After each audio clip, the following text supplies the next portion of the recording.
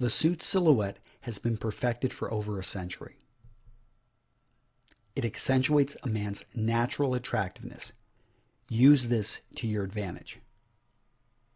The three components to looking sharp in a suit are fit, fabric, style.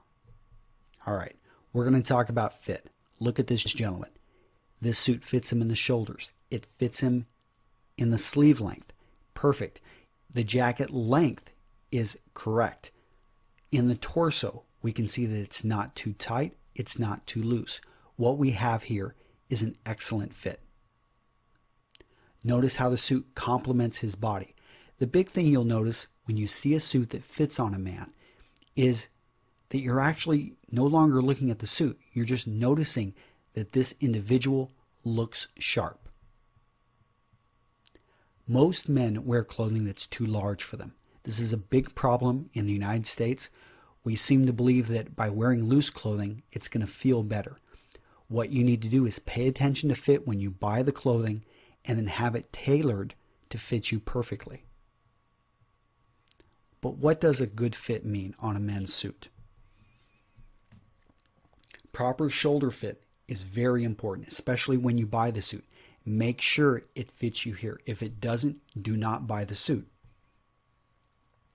You only want a few inches of room in the torso. If you're a larger man, you can have a little bit more than a couple inches, but realize that a tailor can only adjust this by a couple inches. Your jacket sleeve length. Very easy to adjust, but something many men never think to do.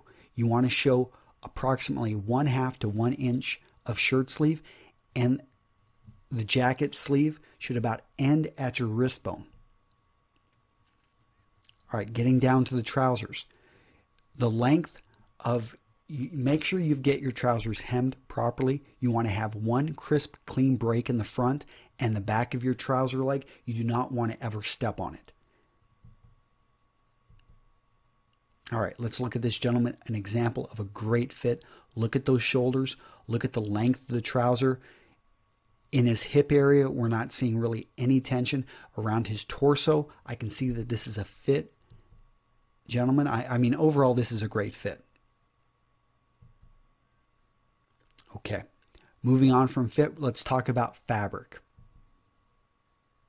Let's talk about your first suits. Your first few suits, you're going to want to either go with navy blue or charcoal gray solid. Some men will consider black, especially if you have black hair or darker colored skin.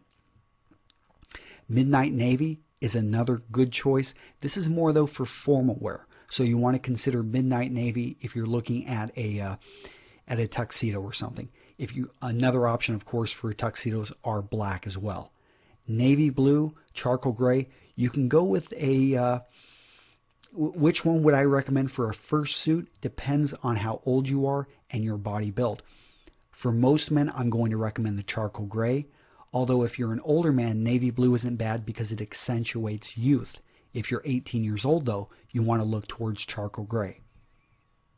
Your next set of suits. Look at navy blue herringbone, light gray herringbone, medium gray, blue Glen check. Now you can mix up these patterns with these colors. The point I'm getting at is that you still want to stick with colors that appear to be solid, but going up close you'll be able to see there's a pattern. But these are very subtle patterns. After that, you can throw in all types of fabrics. Now let's talk about style. Most suits are going to be 2-button. Younger men look great with the 3-button suit, but the 2-button single-breasted jacket is the most popular jacket on the planet.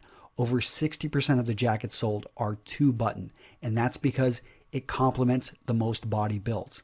The 3-button is a close second, and it does a good job, but it's more towards the younger man and a man that actually has an athletic build. The 1-button and the 4-button. Now the 1-button we do see in formal wear. A tuxedo should be a 1-button jacket. However, the 4-button, I see that on NBA basketball players, and I would recommend most men avoid this. It is not for most body builds. Again, the one button is reserved for formal wear or for men who are south of 5'5".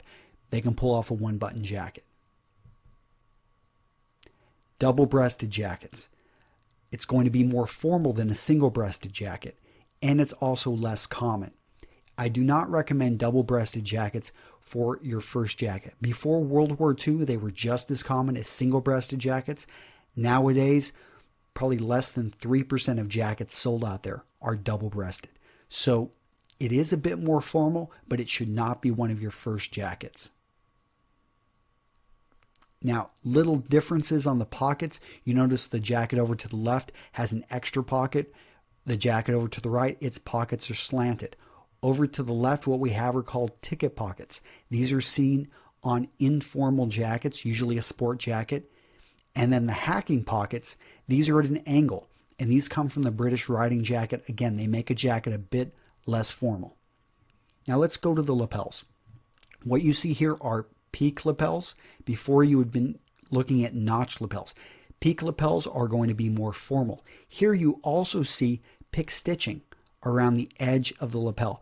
This is something that used to be only on custom clothing, but you see it in the last 10 years appear on off-the-rack clothing. So small details, but they make up the jacket.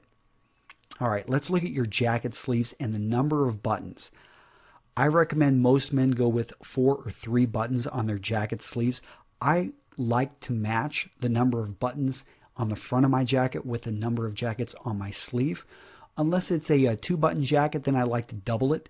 So with 2-button jackets, I usually go with 4 buttons on the sleeve. With 3-button jackets, I go with 3 buttons on the sleeve. 2 buttons, occasionally I will go on a sports jacket, and sometimes the 1 button I'll go on a formal jacket, but you can actually have any number, up to actually 5.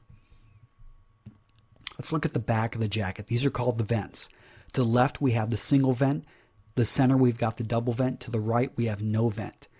Now, the single vent over on the left-hand side is the most common and is the least expensive to manufacture vent. However, it complements the least number of body types. The center one, which we see, is actually the double vent. Now, the double vent is the most expensive to manufacture, but I think it complements the most body builds. I recommend this for 90% of my clients. The great thing about the double vent is you can actually stick your hand in your pocket and you're not going to have to worry about showing your backside. The no vent, this is the Italian look. This is what I recommend for my clients who are short and stout or a little bit larger. It prevents the clothing from bunching out around the hips.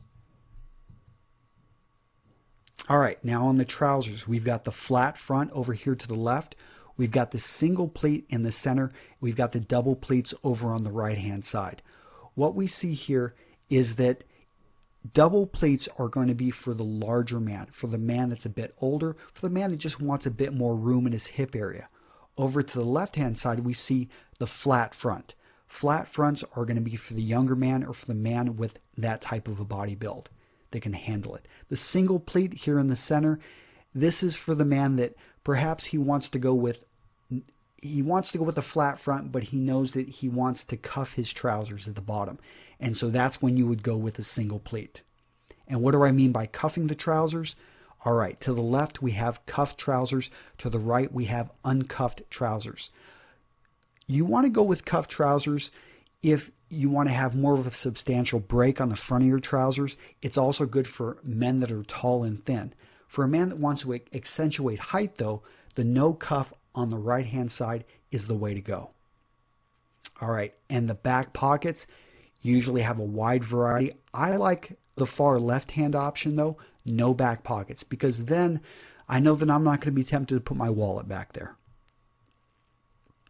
All right, well, we just covered fit, we covered fabric, we covered style, and that, you pay attention to those 3 things, you're going to look great in a suit.